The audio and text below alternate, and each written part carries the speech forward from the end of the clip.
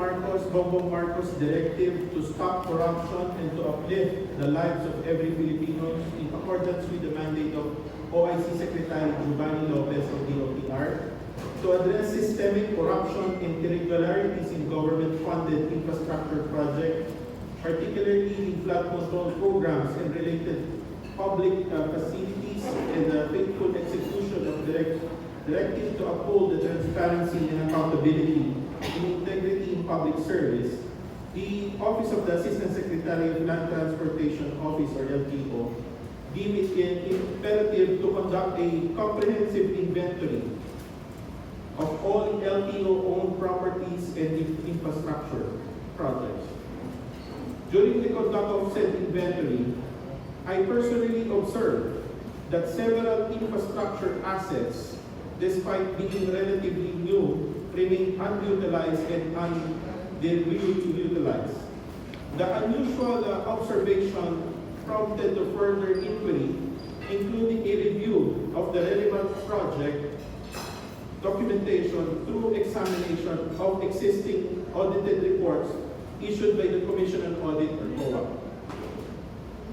Upon review, our office noted the significant findings previously raised in Audit Observation Memorandum number F184 2025-13-2024, which pertains to the IT Training Hub and Road Safety Interactive Center, each with respective contract values of 499,950,000.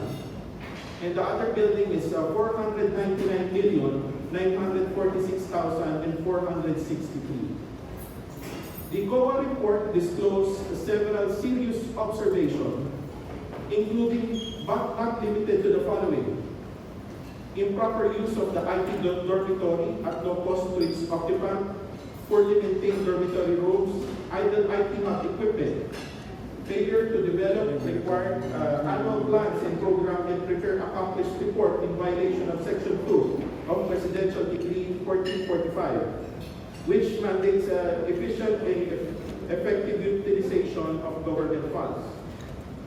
Further, an earlier COA audit query, LTO SHOAQ F184-2025-01, revealed that a certain equipment procured for the IT Training Hub had been transferred to the Department of Transportation, Office of the Secretary OSEC, without proper documentation based on the reports, with the respective Central Command Center project, which was contract cost of 946 million. COA AOM 184-2024-17-2020-2021 highlighted the deficiency and non-compliance with the contract requirements and specification on non-utilization, underutilization of various components in the facility, and improper computation of the contract results in overpayment amounting to 26,996,332. Upon closer investigation, it was further determined that the joint venture contractors of this project were LTLA Marketing and Trading and SunWest Corporation and SunWest Corporation and Development Corporation. Notably, one of the entities, SunWest Construction, has been linked to Ako Bicol representative Elizalde Saldico. Given the foregoing circumstances and the strong indication of potential irregularities, misuse of public funds, our office has determined necessary to formally transmit this matter to the Independent Commission for Infrastructure, or ICI, for further depth investigation and institution of appropriate legal and administrative actions, if warranted. We shall likewise coordinate with other relevant government agencies and remain ready to provide all pertinent records and documentation necessary to aid inquiry.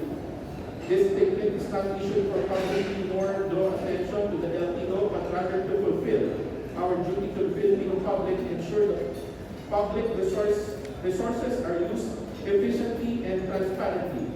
We are committed to cooperate fully in the effort to hold those accountable who may have violated the law or betrayed the public trust. like to open the floor for questions. Please proceed to the microphone stand. State your name and which organization you represent, and please keep your questions here. Alan Gatos.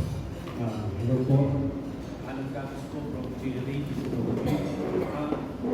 Asik, ibig sabihin may kontrata na pinasok ang SunWest sa LTO na hindi nagagamit na umaabot ng 900 million pesos.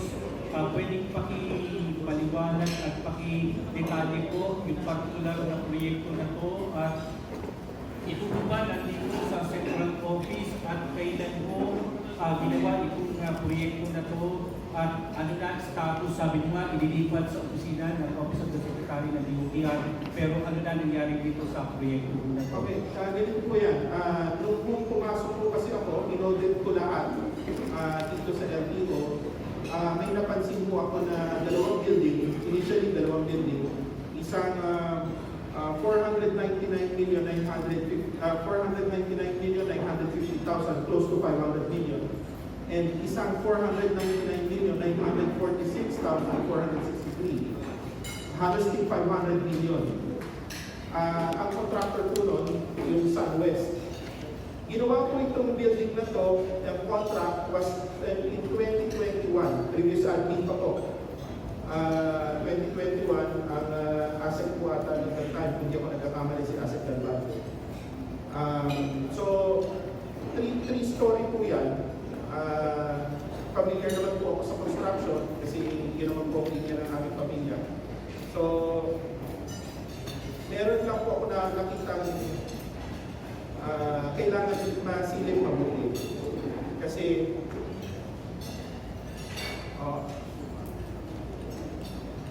yun nga, yung contract po niya is February 26, 2021.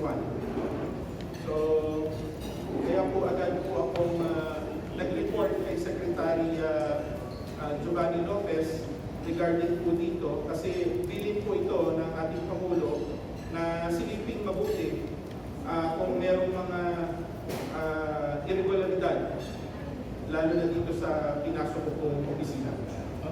Ito po, dalawang building na to, based din po sa observation ng Commission on Audit, underutilized. Bakit po? Ano ba dapat ang pagkakagitan dito sa dalawang building na to na tigpa 500 million pesos? Ano po siya, dapat dormitory, hindi nga ako malinaw eh. Tapos nilagyan nila ng mga IT na medyo questionable.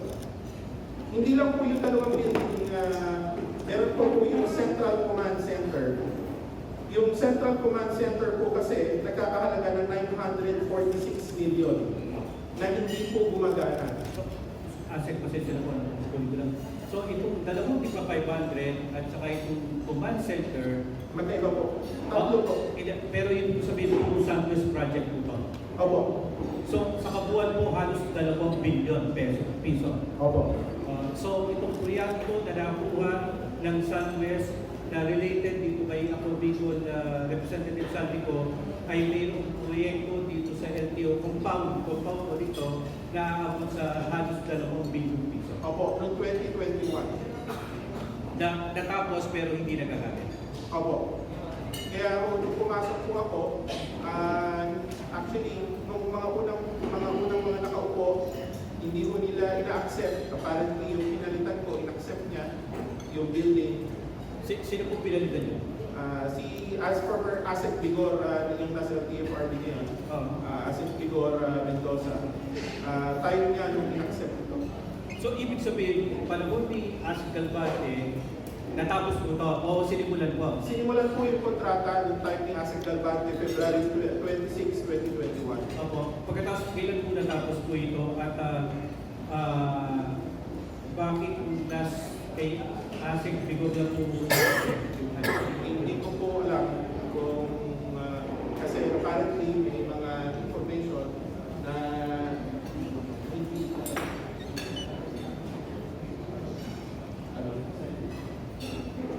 kasi siya December 20, 2024 okay, last year. So 2 billion na bayad po sa kanila last year po. Opo, 499 million po yung isang building, tapos yung sumunod na building, 499 million din, 946. Tapos yung Central Command Center na 946 million. So ngayon po ba, nakapagdaling forward yung mga dokumento sa ICI, maging abot po ba ang ombudsman para maimbestigahan? Opo. Naka-ready po kami na nag-forward po sa ICI at sa Ombudsman po. Yun kasi yung bilin talaga natin Pangulo, talagang silipin kung ano po yung mga dapat na mga maling irregularidad. Gerard. Sir, good morning. Gerard de la Peña from Bigay. Sir, since involved yung SunWest dito, may nakitaan po ba tayo na posibleng overpriced tumama pa? Hindi ko po masasabi yan. Siguro hayaan mo natin yung mga mag-iimbestiga na sila po mag-determine kung ano talaga dito. Pero tayo naman, alam naman po natin, kitang-kita po eh. Sir, Parang tawag natin, 3 floors building at 500 million each. Sir, actually, pinakita sa amin yung loob ng interactive center, yung ID, hindi ko maalala yung pinakita sa amin. They look functional, pero from your end po, from what you know, bakit nga po ba hindi ito nagagamit? Yun nga po, unutilized, may mga COA findings. So, Sir, yung command center, yun din, parang nakakadali ko marami naman. Ano yung status hindi yun? na po siya supposed to be buong Pilipinas po yan, 946 million. Hindi po siya gumagamit. Ay, hindi reason po kung na nakakaya May mga, yung turn over sa amin, walang information kung ano yung bakit hindi gumagamit. Wala po. Maris. for clarification, so all 3 projects ay nabuo. So, talagang physically, they are there. Yes. Ang irregularidad na nakita natin ay, Una-una supposedly, ano po ba talaga yung function niya? Para saan to, ano yung dapat na gagawin ito bilang bahagi ng naging proyekto para sa ito? Ano dapat yung ginagawa nito? Tulong itong mga proyekto? Okay. Yung unang building ko ay IT hub, training seminars para doon conduct yung mga training. Yun nga ko na 499,950,000. Tapos yung isa naman mo na 3-story, ganun din 3-story building, na halagang 499,946,463. Ano naman po ito? Yung road safety na ginagawa pang seminar. So, medyo napansin ko ito ng COA, kaya po hanggang ngayon, hindi po siya na-utilize. Kaya doon kami nag-imbestigan. Bakit? Ba't may mga building na unutilized? Hanggang sa nakita po namin po. So ano po yung sinasabi hindi nagpa-function doon? Katanong po yung sinasabi nyo na dapat buong Pilipinas. Kasi unang-una ma'am, itong IT, may mga gamit dito eh. Wala po kaming mga nakikita mga gamit eh. But is it supposed yung halaga niya na 499,950,000, is it supposed to include already the IT equipment, or is it just supposed to be for the building alone? May kasama IT equipment, pero wala naman din kami nakita ng mga IT equipment. So, ibig sabihin, building lang yung nandun, wala yung mga IT May mga beds, mga kama. pero wala may isang IT equipment. Doon sa pangalawa na supposedly road safety office, ano pa po yung dapat na nakapaloob doon? Bukod doon sa physical structure. Ganun din po, meron Dapat may IT equipment din. Opo, tsaka po meron ano doon eh, may nilagay sila na parang museum eh, doon sa baba. Makikita rin yung pwede rin yung inspectioning yan. Pero base po dito sa aming papel, dapat meron din po yun eh. Meron din mga IT equipment. And then the third building or the third project, The third project, hindi po siya infra, yun nga po yung Central Command Center. Yung Central Command Center na hindi ko tumatakbo with the amount of 946 million. May mga gamit na parang initial investigation na sinipin back sa amin na wala doon, kulang-kulang. So, ayaw po. So, ibig sabihin, sir, kung sinabi niyo, sa clarification, sabi niyo hindi siya building, pero what is it supposed to be? IT ano po ito eh, the Central Command Center. So, Where is it located? Dito sa taas, sa third floor. Okay. Pwede nyo ma-check yan. So, ano, sa ngayon, ano na po yung hakbang na ginagawa ninyo bukod sa pag-iimbestiga pa? Meron na po ba tayong tukoy specifically kung sino yung mga, well, apart from sinabi nyo, nakapangalan sa SunWest, ibig Opo. sabihin ay kumbaga parang may involvement din dito si Zaldo. Opo. Sino po yung, ano po yung hakbang una na ginagawa ninyo apart from investigating? May hinahabol na po ba tayong mga tao? Sa ngayon po, nag-gather lang po kami ng mga data, information, then forward po namin sa ICI para po sila po yung makapag-investigate dito. At gaano hindi yung implication nito yung sa, in terms of supposedly, yung economy or yung pondo ng pamahalaan na nalugi, gaano hindi yung nawala dahil sa ganitong hindi naman nagagamit ng mga proyekto. Opo, actually, yun nga po, doon galit ang Apart from the amount ano yung epekto nito? actually, doon nga po, nagagalit ang ating Pangulo, kaya nga po tinatasan niya kami na tingnan kung sino yung mga kagaya ko bago ako sa LTO, hindi mabuti yung mga irregularidad sa loob. Ngayon, pagdating naman po, kasi kita niyo, pera ng gobyerno yan, hindi yan regularize. At hindi mo biro pera ng gobyerno. Hindi po siya maliit na alaga. Kaya, napansin po natin kaagad. Sheena Torno. Sheena. From SMI News. Sir, clarification lang natin kung sa almost 2 billion pesos. Kailan po ito totally fully paid, sir, doon sa Santos? Okay, na-fully paid siya noong December 20, 2024. Saka noong July 2023. Okay. Pero yung contract po nito, February 2021. Sir, nag-reach out naman ba kayo lalang malapit ang mga emergency case asset importation ng before regarding po dito na nangayaran kahit question Hindi po, kasi hindi naman po kami siguro kami tinignan namin kung ano po yung mga nangyari dito sa opisina. Kaya ito-turn over po namin ito sa ICI, maala po silang mag-imbestigang mabuti ng mas malalim, pati po ng ombudsman. Jing. Jing. Sir Jing Nunez from Daily People. Going back to sa tatlong project, all these three building from the then DOTR moved. Kumbaga yung proseso, nagsimula sa DOTR, kaya nakuha namin sa Sunwest. Tama po ba yun? Ang nag-bid out ng project is DOTR. That time, Dito po, sa LTO po. Sa LTO. LTO po, hindi po sa DOTR. pero may concurrent siguro sa DOTR. Dito po, LTO po. So, kung hindi po natin, kaya po kailangan mag-imbestiga po para po makita natin. Yung site, sir, yung site, yung dalawa, nandito talaga.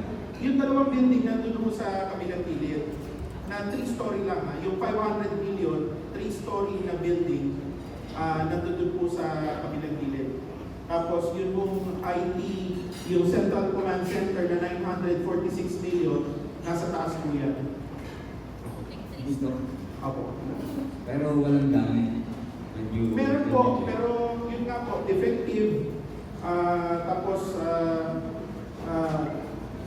kasi may malinaw po sa TOR kung ano dapat yung mga gamit mga walang voice capacity na no cause parang ano po, maraming kami napansin. Last two reporter, Ronaldo. Last two, and Angie. Ronnie po from Abanda. Hindi ako nagkakamali, sabi po naman, kung meron naman tayo ng mga ebidensya, may nakita na kayong mga bagay na pwede gamitin, hindi na natin kailangan dahil sa ICI. Ba't hindi na tayo diretso mag-file ng kaso?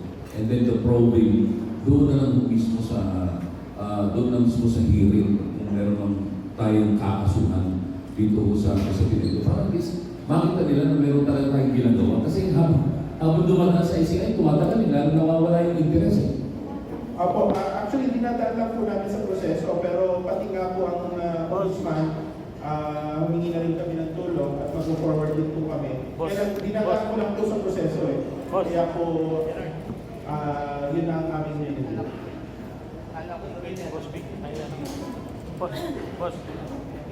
Angie de la Cruz, Philippines. You had said earlier, sir, na yung pinagkakaroon ng 3 buildings ay nag-start ng February 2021. Opo. Are you considering mo na kausapin si dating LTO chief kasi nangyari yung kontrata?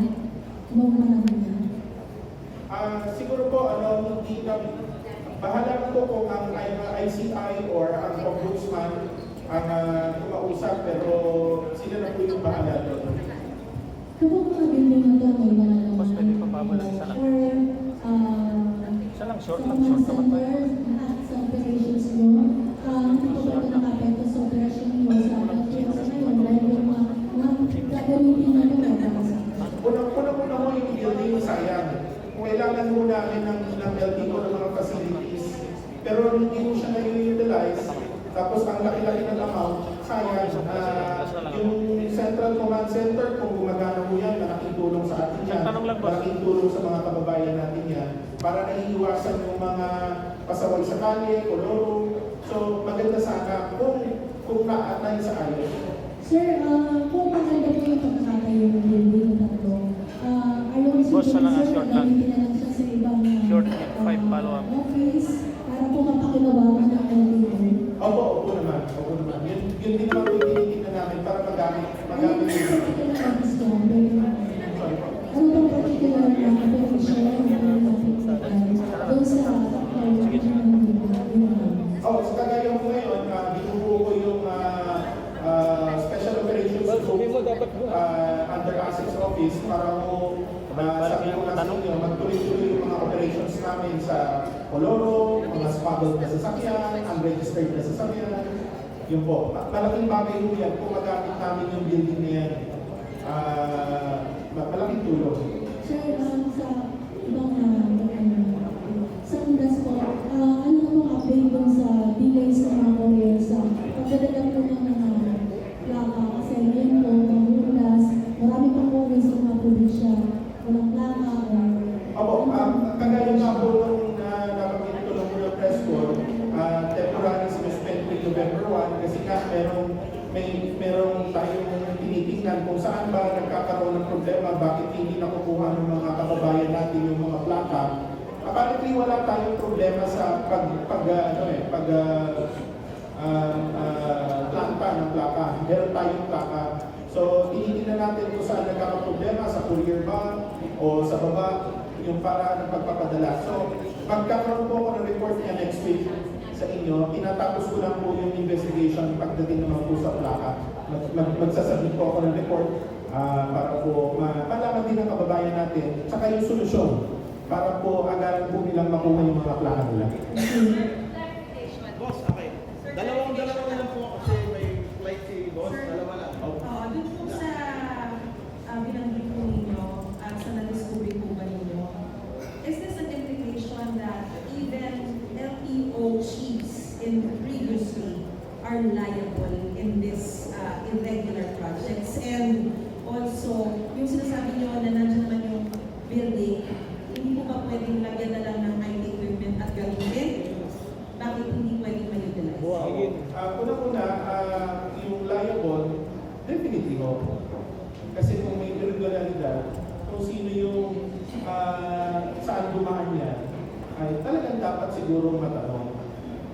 Yun naman po sa IT, yes, pinag-aaralan po namin kung paano, kagaya po ng command center, paano natin mapatakbo ulit yung command center kasi sayang naman ho eh. So yun po yung tinitingnan natin. At idagdag ko pa,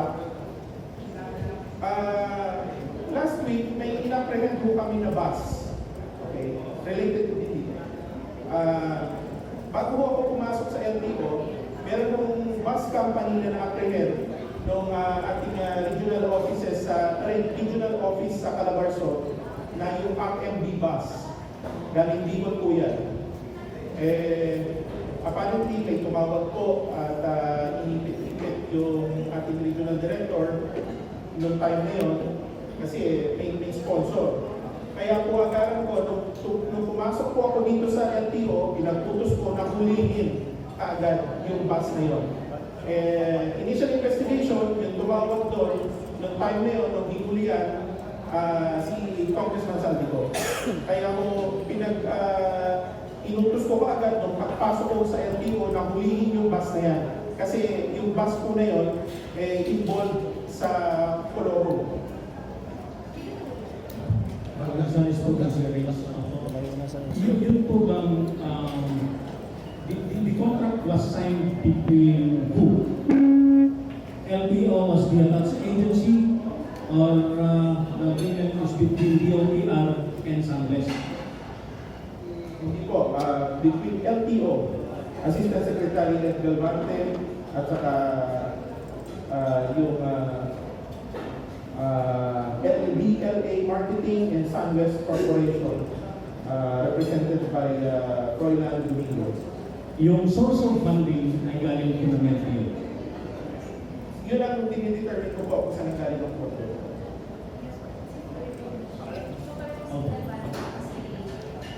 Sorry. Pareho si Dalvante at saka si SunWest. Bicol, may liability. Yes, kasi siya ang pumirma. Kung ako ang tatanungin. Pangalawa, bakit mo i-receive itong building na to kung alam po natin na kailangan may investigahan? Kailan po ni-receive base po dun sa document sa Ni-receive po ito noong December 20, 2024 at saka po noong July 12, 2023. yung dalawang building. Opo. Yung contract of agreement to pursue the construction of those two buildings was signed kailan po? Nasign po yung contract February 26, 2021. And February 26, 2021. Okay, thank you so much. Thank you.